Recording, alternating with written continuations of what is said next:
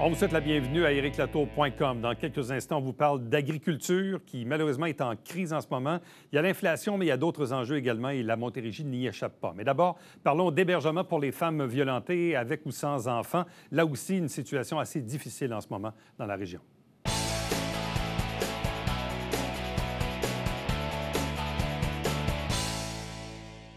Parlons de la situation des maisons d'hébergement d'urgence pour les femmes et enfants qui vivent évidemment des épisodes de violence. Ici, dans la région, on est choyé depuis plusieurs décennies maintenant d'avoir la maison INA. Mais comme toutes les maisons du genre au Québec, parfois problème de financement, surcharge de travail, situation particulière. Là, on est post-pandémie. On en a parlé beaucoup dans les médias. Bonne chose, les gens font référence à ces maisons-là, mais la capacité est aussi limitée. Bref, parlons un peu du contexte avec la directrice ici de la maison INA, Nathalie Villeneuve. Bonjour et bienvenue. Bonjour, c'est Laton. Vous œuvrez dans un milieu qui, à la base, n'est pas facile. Les gens qui dirigent des organismes, c'est souvent fait un peu à bout de bras, puis on se voit périodiquement, puis bon, il y a des hauts, il y a des bas.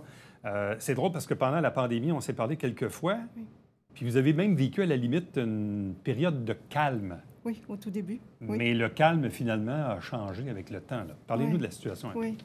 Bien, effectivement, au début de la pandémie, on a vraiment senti un ralentissement. C'était inquiétant. On avait même fait appel aux médias. M. Legault avait dit aux femmes, on n'est pas pris chez nous si on vit de la violence. Donc, ensuite, il y avait vraiment eu comme un bond de demande d'hébergement et ça n'a pas cessé depuis ce moment-là.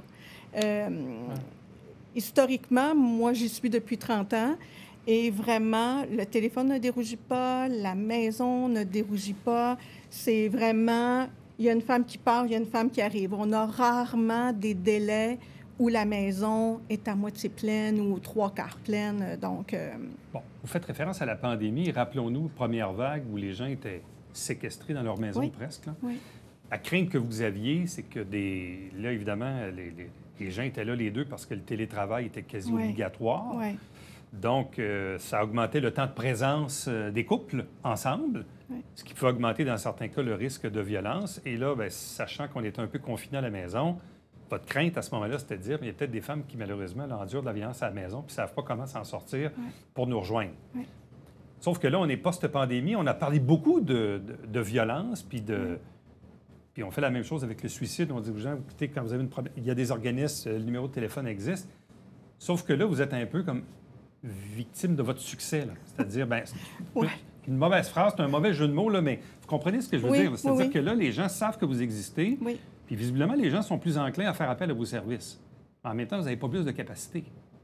C'est ça, dans le fond. Malheureusement. On est obligé de dire que c'est ça. C'est qu'on arrive à répondre en ce moment encore à toutes les demandes. On essaie de serrer les choses pour pouvoir héberger le plus de femmes possible, même quand des fois on est à pleine capacité.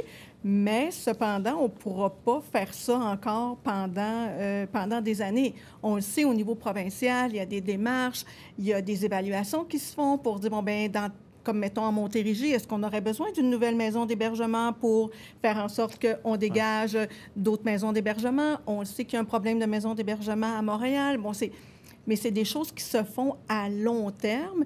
Et donc, c'est ce qui fait que, nous, on se dit, bon, à long terme, qu'est-ce qui va arriver, là? Parce que pendant un temps, vous aviez aussi de gros enjeux de financement. Oui. Bon, puis à un certain moment, je pense que le gouvernement a quand même levé de beaucoup son financement. Oui. Est-ce que ça, sur le côté financement, est-ce qu'on est plus sécure ou mieux organisé aujourd'hui qu'on ne l'était il y a 4-5 ans? Oui, assurément, on est mieux organisé. Le financement a été grandement augmenté. Cependant, le gouvernement a mis des choses en place pour dire aux femmes, le système est là pour vous, les maisons d'hébergement sont là pour vous, on protège de plus en plus les femmes qui sont victimes de violence, leurs enfants, mais ça veut donc dire plus de demandes de services, plus de services à offrir pour répondre aux exigences, puis aux demandes, puis aux promesses que le gouvernement fait aux femmes et aux enfants. Mais malheureusement, il faut aussi que le financement suive ces promesses-là. Et là, en ce moment, c'est un peu là où on est comme à la croisée des chemins. On ne peut pas, nous, augmenter les services si, malheureusement, il n'y a pas le financement qui vient avec les surplus de services.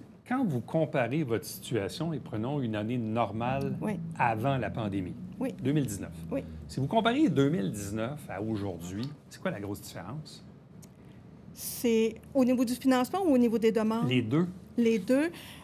Mon Dieu, au niveau du financement, il y a eu vraiment une augmentation importante. Et ça serait difficile de vous dire, mettons, dans les demandes que nous, on demandait au gouvernement, on avait atteint le 91 de nos demandes, ce qui était vraiment très bien. Mais on parle de ça au début de l'année 2020, juste un peu avant la pandémie.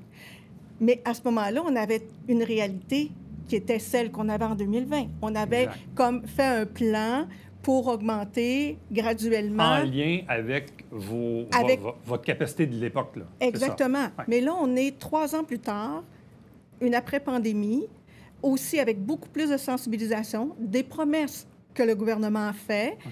Donc, rebâtir la confiance, c'est des choses qui font en sorte que nous, on a plus de demandes et qu'on veut offrir plus de services aux femmes, là. Parce qu'auparavant, vous aviez quoi? Vous avez un taux d'occupation de 75-80 avant la pandémie. Oui. Alors que là, maintenant, vos 7 places sont toujours remplies. Presque toujours pleines. On n'a pas encore terminé. Nos statistiques ne sont pas fermées pour l'année qui vient de passer, mais assurément qu'on est dans le 90-95 %. Avez-vous même parfois j'aime pas le terme, mais des listes d'attente? Malheureusement, c'est difficile d'avoir des listes d'attente. Parce que quand on a besoin, c'est maintenant. C'est sûr que certaines femmes vont appeler, elles préparent leur départ. Donc, là, c'est prévisible. On peut l'organiser. Dans un cas d'hébergement d'urgence qui se fait en quelques heures, là? Non, assurément. Bien, à ce moment-là, c'est soit nous, on fait un peu plus de place, par en dedans, ou bien on réfère les femmes dans d'autres maisons de la région en attendant que nous, on ait de la place. Parce que dans la région de mémoire, il y a quoi? Il y a Longueuil, il y a Châteauguay... Il y a Longueuil, Saint-Hubert, Châteauguay, Chambly, Saint-Hyacinthe, Coansville, Granby. Vous êtes 6-7 maisons où vous pouvez vous entraider, mais vos collègues doivent vivre la même chose que vous? Assurément, assurément, oui. C'est généralisé. C'est généralisé. Puis, il y a quelques années, quand on avait évalué en Montérégie, à ce moment-là, mettons, il y a 3-4 ans, le besoin était plus d'augmenter les services en externe, pour que les femmes sur tous les territoires puissent avoir accès à des services en externe. Ça veut dire, je ne veux pas être hébergée, mais j'ai besoin d'aide. Donc, il y avait eu vraiment comme une augmentation de ces services-là. Mais là, on se rend compte que 3 ans plus tard, 4 ans plus tard, éventuellement, il faudra penser, puis on en a discuté, là, on a des discussions avec le gouvernement là-dessus, ça va peut-être prendre une autre maison en Montérégie, éventuellement. Votre constat, c'est qu'au final, il en manque une. Bien, oui. C'est ça, hein? On croit que oui. On croit que oui parce que quand Montréal déborde, quand Laval déborde, Longueuil, Saint-Hubert déborde, et là, on voit que là, ensuite, sur la rive sud, le reste de la Montérégie, bien oui, là, les maisons sont de plus en plus pleines parce qu'on doit offrir des services à des femmes qui viennent de l'extérieur de notre territoire. C'est beaucoup plus qu'avant. Mais malgré le fait qu'il y a beaucoup de femmes qui viennent de notre territoire qu'on héberge, mais on le voit que parfois le débordement vient aussi du fait que toutes les maisons sont pleines, Montréal, Laval, le reste de Montérégie, là. Est-ce que ces demandes-là ont été clairement évoquées auprès du ministère de la Santé, du gouvernement? Est-ce que tout à fait. Le message s'est rendu jusqu'en haut, là? Oui, tout à fait. Le message est rendu, le message est là jusqu'en haut. Puis justement, il y a 3 ans, il avait été entendu que 4 maisons supplémentaires seraient mises sur pied. Mais comme je vous disais tout à l'heure, ce n'est pas des choses qu'on peut faire rapidement. Comme une maison en supplément à Montréal, il y en aura une maison en Abitibi. Mais nous, on ne faisait pas partie des priorités à ce moment-là. Mais là, on commence à se questionner. Il y a 2 secteurs où fort probablement qu'il y aurait besoin de maisons supplémentaires. En Montérégie, il y a 2 phénomènes. Il y a le fait qu'on a évoqué tantôt que les gens maintenant sont plus enclins de vous appeler, donc ça augmente vos demandes. Oui. Mais en même temps aussi, ça, il faut le dire, en Montérégie, l'accroissement démographique est 2 fois plus élevé, 2 fois plus rapide que d'autres régions au Québec, là. Oui, tout à fait. Oui, effectivement. C'est mathématique, là. Oui. On peut vous dire que dans une journée, juste les appels téléphoniques, 2 intervenantes ne suffisent pas. Parce que le téléphone sonne sans arrêt. Pour des demandes de services, pour des demandes d'écoute. Il n'y a quand même pas beaucoup de ressources qui sont là 24 heures sur 24, 7 jours sur 7, où on peut appeler n'importe quand, que ce soit la famille, que ce soit les femmes victimes, que ce soit les professionnels. Alors, il y a beaucoup de demandes. Mais en tant que gestionnaire, quand on a le budget devant nous puis qu'on doit faire des choix, est-ce que vous me dites parfois, bien là, j'ai pas le choix, je vais devoir miser plus de ressources au niveau de l'hébergement, peut-être moins au niveau des services externes. Est-ce que là, il y a des choix déchirants en tant que gestionnaire? Là? Oui, assurément. Puis on est devant ce choix-là, dans le sens où fort probablement qu'on sera dans l'obligation, nous, d'enlever un service en externe. On avait 4 intervenantes qui étaient en service en externe, mais là, on est devant le fait de, bon, bien, qu'est-ce qu'on fait pour la prochaine année? Serons-nous obligés d'arrêter un service? Là? Oui, assurément. C'est quoi l'impact sur le moral des troupes? Les gens qui travaillent pour vous et tout ça? Oui. Bien, je crois qu'on est quand même des filles remplies d'espoir, puis on y croit, donc on redouble d'efforts, on fait vraiment du mieux qu'on peut pour répondre aux femmes, mais par moments, il y a un sentiment d'impuissance. C'est comme, qu'est-ce qu'on peut faire de plus? Comment on peut faire plus? Mais c'est qu'à un moment donné, on ne peut pas multiplier ce qu'on n'a pas, là. Donc, voilà. Fait que oui, il y a de l'impuissance, mais il y a beaucoup d'espoir aussi, là. Dans une année d'opération chez vous, on peut accueillir combien de femmes et enfants? Écoutez, on peut accueillir à peu près entre 90 et 100 femmes par année, puis c'est autant d'enfants. Donc, puis l'année passée, on a accueilli un peu moins de femmes, mais là, la difficulté de trouver des logements abordables fait aussi en sorte que les femmes sont chez nous un peu plus longtemps.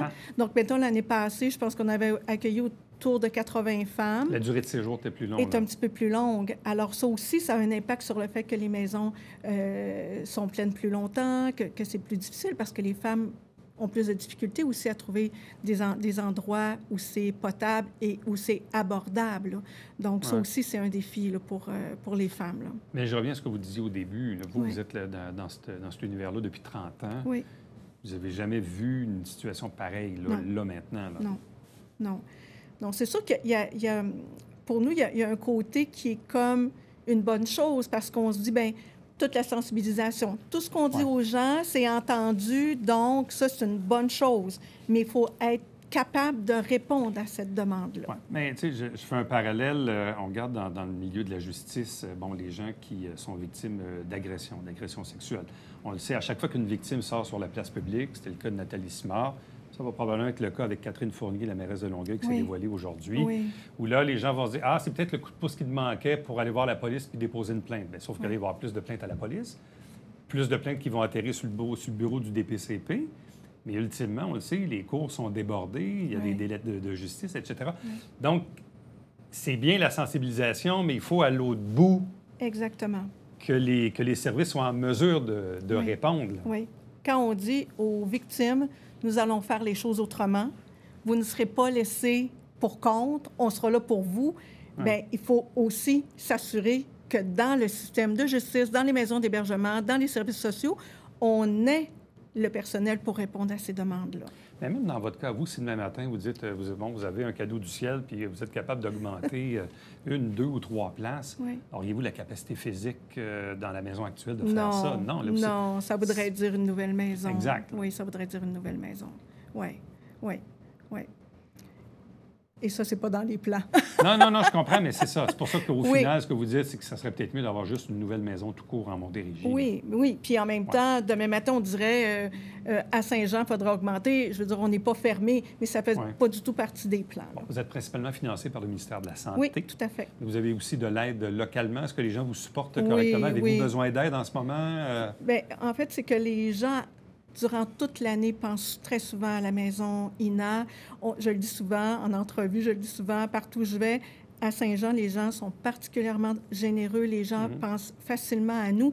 Alors ça aussi, c'est d'une grande aide et c'est ce qui nous permet souvent d'offrir plus de choses. Je le dis souvent aux gens, quand vous faites un don à la maison d'hébergement, soyez assurés que ces sous-là vont directement au service aux femmes. Là. Ouais. Je présume en terminant que vous ne voulez pas non plus qu'on se retrouve dans le chemin inverse puis que des gens nous regardent et disent « Ah, bien finalement, je n'appellerai pas parce qu'il n'y aura pas de place pour moi. » On veut surtout pas ça. On veut surtout pas ça. Parce que, comme je vous disais en début d'entrevue, on met vraiment tous les efforts pour répondre à toutes les femmes, répondre à chacun des appels, essayer de faire en sorte que les femmes aient les services dont elles ont besoin. Là. Nathalie Villeneuve, directrice générale de Maison INA, merci beaucoup. Merci à vous. Bonne chance pour la suite. Tenez le fort. Merci. Restez avec nous, on vous revient après ceci.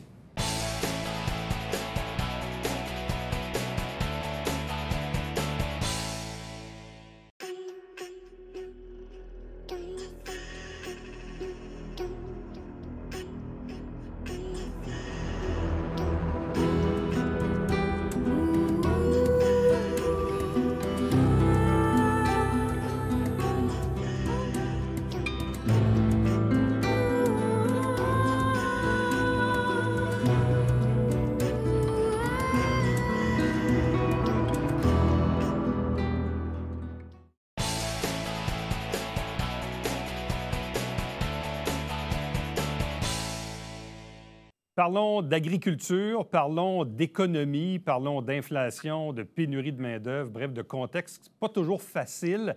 Et évidemment, la Montérégie, tout comme les autres régions au Québec, n'échappe pas à cette situation. On en discute avec le président de l'UPA Montérégie, Jérémy Letellier. Bonjour et bienvenue. Bonjour, merci. Expliquez-nous un peu, c'est quoi l'environnement dans lequel les agriculteurs travaillent en ce moment et en quoi c'est différent des années passées qu'on a vécues? Dans le fond, on sait l'inflation, ça a frappé tout le monde. Là. Ça a frappé l'ensemble de la société, des secteurs d'activité économique. En agriculture, ça a été vraiment, il y a vraiment eu des effets exagérés, là, pour toutes sortes de raisons. Là. Si on regarde, il y a certains postes de dépenses au niveau des fertilisants. Ça n'a pas augmenté de 6 ou 8 ou 10 comme on peut avoir vu dans d'autres contextes. Là. Ça a doublé en un an. Pour les producteurs maraîchers, la boîte de carton, ça a augmenté de 40 en 2 ans. Fait que c'est vraiment des augmentations démesurées qu'il y a eu, qui étaient imprévisibles, qui viennent vraiment affecter beaucoup les liquidités des producteurs agricoles. Fait que ça a complètement changé la donne. Il y a certains secteurs d'activité au niveau de l'agriculture que les revenus ont augmenté aussi, donc ça n'a pas trop paru. Mais dans d'autres secteurs de production, là, je pense aux bovins et aux porcs, c'est catastrophique actuellement ce qui se passe. Là, le coût des aliments, le coût du carburant, les fertilisants, comme je vous disais, là, ça a un impact vraiment fort. Puis en plus, avec l'augmentation des taux d'intérêt qui commence de plus en plus à se faire sentir, bien, il y a beaucoup de producteurs qui sont pris à la gorge. Dans Montérégie, oui, vas-y. Non, mais souvent, quand on a le phénomène de l'inflation, bon, bien, si mes coûts augmentent d'un côté, bien, la bonne vieille technique de refiler la facture aux consommateurs en bout de course, donc d'augmenter le prix des produits. Mais ça, ce ratio-là, est-ce qu'il a été fait ou si vous gardez, disons, une petite gêne à le faire parce que si vous allez vers ça, vous allez malheureusement vous faire mal aussi? C'est que c'est des contextes différents pour toutes les productions. Si je regarde dans le grain, c'est un marché mondial. Mais bon, parce que la guerre en Ukraine, parce qu'il y a eu des mauvaises récoltes à certains endroits, les prix d'ingrais ont augmenté. Fait que pour les producteurs de grains, ils réussissent à s'en tirer quand même, malgré l'augmentation des dépenses. De l'autre côté, il y a des secteurs qui achètent du grain. Donc, dans le porc, dans le bœuf, dans le poulet. Donc, eux autres, ils ont vu une augmentation drastique de leur coût de production. Ils ne sont pas capables de refiler cette facture-là aux consommateurs. C'est un prix qui est mondial. Puis ce qui arrive dans le porc, en plus, bien, il y a tous les enjeux économiques dont on entend parler aussi, qui n'a rien à voir avec l'inflation vraiment en tant que telle, mais qui rentre dans les producteurs aussi. Si je regarde dans les productions maraîchères, ils ne peuvent pas augmenter les prix tant qu'ils peuvent, là, parce que c'est un marché libre. Puis si les prix augmentent, bien, les acheteurs vont tout simplement acheter des produits des États-Unis, de Californie, du New Jersey. Fait qu'il y a une limite à ça. Il n'y a pas beaucoup d'élasticité par rapport à ça. On est limité dans ce qu'on peut faire. Donc, il y a des secteurs qui s'en tirent quand même bien. Il y en a d'autres que c'est extrêmement difficile.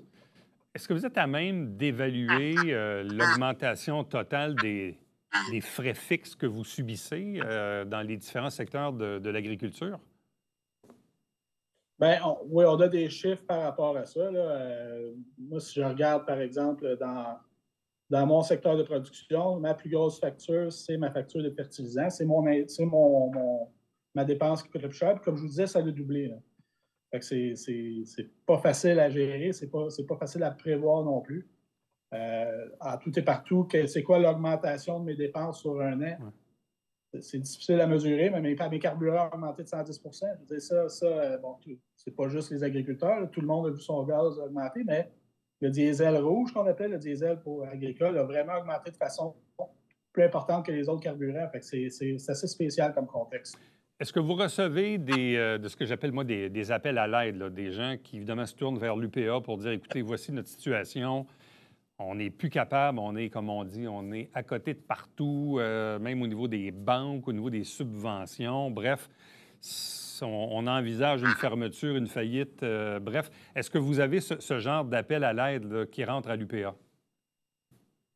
En Montérégie, à date, pas tant que ça. On va être honnête, là, parce que, comme je disais, dans les secteurs de production qu'on voit en majorité ici, les grains, le lait, le porc, le porc, ça va mal, mais je veux dire, le grain, le lait, la volaille, les maraîchers, c'est quand même des secteurs qui réussissent jusqu'à maintenant à passer au travers. Ce qui se passe dans les régions plus périphériques, on dit, là, je pense à la région Bas-Saint-Laurent, Lac-Saint-Jean, Abitibi-Témiscamingue, c'est beaucoup plus difficile. Là, des régions qui se fient beaucoup sur la production animale, où est-ce que les coûts de production ont augmenté, mais les revenus n'ont pas suivi. C'est plus là qu'on entend la détresse. On a lancé un sondage qui a été fait par l'UPA. Ça dit que 11 des producteurs agricoles pensent mettre la clé dans la porte au cours de la prochaine année, tellement ça va mal. Puis dans ces régions-là, on parle plus de 20-22 %. Bien, c'est ça, je regardais les résultats du fameux sondage auprès de vos membres. Donc, on dit 7 envisagent de fermer leur entreprise si les obligations financières ne s'allègent pas. 11 affirment que leur situation financière est mauvaise ou très mauvaise. Et 41 anticipent une détérioration de leur santé financière au cours des 12 prochains mois. Ça, c'est bientôt, là, c'est dans les semaines à venir. Donc, peut-être qu'en date d'aujourd'hui, ça se gère pas trop pire, mais dans 3 mois, 6 mois, 1 an, quand on va se reparler, si on ne fait rien, ça va ressembler à quoi dans 1 an? C'est ma lecture de la situation, parce que les taux d'intérêt, ça, tout le monde va y passer. Il n'y a pas beaucoup de fermes qui n'ont pas de dette. Les renouvellements de prêts, je pense que c'est la moitié des prêts sont renouvelables d'ici 1 an. Les taux d'intérêt ont triplé depuis 1 an. Donc, c'est pas difficile à comprendre l'impact. Il y a eu des gros projets, peut-être particulièrement à Montérégie, où on a vu des gros projets, des achats de terre qui sont dispendieux. Les nouvelles constructions pour les étapes, c'est très dispendieux aussi. Donc, c'est des emprunts importants qui ont été faits. Passer de 2 à 6 quand c'est une somme de 20 000, c'est peut-être gérable. Quand c'est une somme de 3-4 millions, ça vient vite. La facture vient très, très vite. Fait que moi, je m'attends à ce que d'ici l'automne, on entende parler pas mal plus, même ici à Montérégie. Dans quelle mesure on peut se tourner à nouveau vers le gouvernement pour demander de l'aide? Avez-vous des discussions en ce sens, même au niveau national ou localement, régionalement? Est-ce que vous avez une bonne oreille de la part du ministère de l'Agriculture? Bien, je pense qu'on est très justifié de le faire, de se tirer vers le gouvernement pour demander une aide ponctuelle. Si on regarde l'aide qui est accordée aux producteurs agricoles ici au Québec par rapport à ce qui se fait aux États-Unis ou en Europe, on n'est pas au même niveau de soutien gouvernemental. Donc, de un, ça, c'est une réalité. L'autre chose, est-ce qu'on a de l'écoute? On commence à les sensibiliser fortement. Jusqu'à maintenant, le message est on va vous écouter, on n'est pas fermé à ça. On a hâte de voir les engagements, c'est certain. Bon, est-ce qu'il n'y a pas aussi un enjeu au niveau de certaines réglementations liées à l'environnement? Parce qu'évidemment, dans tous les secteurs de l'économie, on resserre les règles, puis on comprend le principe derrière ça. Mais en quoi l'ajout, l'imposition de nouvelles règles environnementales viennent, disons, vous toucher aussi financièrement? Vous résumez bien l'enjeu, c'est qu'on n'est pas opposé à ce qu'on préserve les milieux humides, à ce qu'on fasse des gestes vraiment concrets pour préserver l'environnement, ça, il n'y a pas de problème. Le problème, c'est l'excès de paperasse puis les réglementations qui ne changent rien au niveau environnemental, mais qui rajoutent à la charge de travail des producteurs agricoles. Puis on a un exemple flagrant ici dans le Haut-Richelieu, avec l'enjeu des terres endiguées dans les cours d'eau qui se jettent dans le Richelieu. Dans le fond, c'est que le ministère là, il a pris un pas de recul, mais au début, il voulait imposer un régime transitoire qui limitait les possibilités de faire l'agriculture sur des terres endiguées parce qu'il disait qu'elles étaient inondables. Les digues sont là justement pour pas qu'il y ait d'inondations. Ces digues-là n'ont jamais cédé, même pas lorsqu'il y a eu les inondations en 2011. Puis ça a pris plus qu'1 an de négociation pour que finalement le gouvernement nous accorde un sursis de 4 ans. Fait qu'on est content d'avoir ce sursis-là, mais l'enjeu n'est pas réglé définitivement. Puis c'est le genre de réglementation qu'on trouve incohérente, puis on ne comprend pas ce que ça vient apporter à notre environnement immédiat, sauf que ça cause beaucoup d'inquiétudes pour les producteurs agricoles. Quand je parlais aussi tantôt là, des relations avec le gouvernement, avec le ministre de l'Agriculture, puis on sait que maintenant, l'adjointe parlementaire au ministre, c'est aussi la députée d'Iberville, qui elle-même est agricultrice. Avez-vous des conversations occasionnelles avec Audrey Bogmans afin d'avoir une oreille attentive? Bon, ça, c'est ici, localement, à Montérégie. Je présume que tout le monde doit faire ça aussi un peu partout au Québec. Est-ce que vous avez ce genre de rencontre-là avec la députée? Je sais que le syndicat local de Richelieu était en contact avec Mme Bogmans, notamment dans ce dossier-là des digues. Fait que là-dessus, je pense que Mme Bogmans a fait le travail. Au niveau de l'accessibilité des députés jusqu'à maintenant, depuis les élections, personnellement, je pense que ça pourrait être mieux. On se fait canceller le compte, les réponses sont plus lentes à rentrer. Je pense qu'au niveau national, ça va un petit peu mieux. Au niveau local, sensibiliser nos élus jusqu'à maintenant, ça n'a pas avancé vite. On les a sollicités notamment justement pour les règlements environnementaux, puis on n'a pas eu beaucoup de réponses. Dernière question. Bon, ici, on est dans une région très agricole alentour de nous, ici, dans la région de Saint-Jean-sur-Richelieu. Un agriculteur qui nous regarde en ce moment, qui a des questions, qui a des inquiétudes, qu'est-ce que vous suggérez de faire à court terme à des gens qui, en ce moment, là, pourraient vivre des difficultés particulières? Si c'est au niveau financier, c'est vraiment... Il faut vraiment contacter nos institutions bancaires, voir qu'est-ce qui peut être fait. Il faut aussi appeler à Financière agricole puis voir tous les programmes qui sont disponibles, comment ils peuvent intervenir, de quelle façon ils peuvent venir en aide aux producteurs. C'est vrai que des fois, quand on regarde ça, l'image a de l'air noire, puis on se dit qu'il n'y a rien à faire. Mais souvent, il peut y avoir des solutions. Ce n'est pas toujours des solutions faciles. On peut parler de refinancement, on peut parler de restructuration de dette, mais ça peut aider à passer à travers d'une mauvaise passe, ça peut aider à injecter des liquidités. Puis il faut vraiment faire ce travail-là. Puis on a beaucoup d'activités qui sont formées, qui sont mises en place par notre union, là, que ce soit au niveau régional ou au niveau local. Fait que c'est vraiment de participer à nos instances aussi, puis vraiment venir porter leur message, puis on peut apporter une aide aussi, on peut établir des contacts. Donc, il y a des solutions qui sont possibles. Jérémy Letellier, président de l'UPA Montérégie, merci beaucoup. Bonne chance pour la suite. Et merci beaucoup, ça me fait plaisir. Merci de m'avoir invité. Restez avec nous, on vous revient après ceci.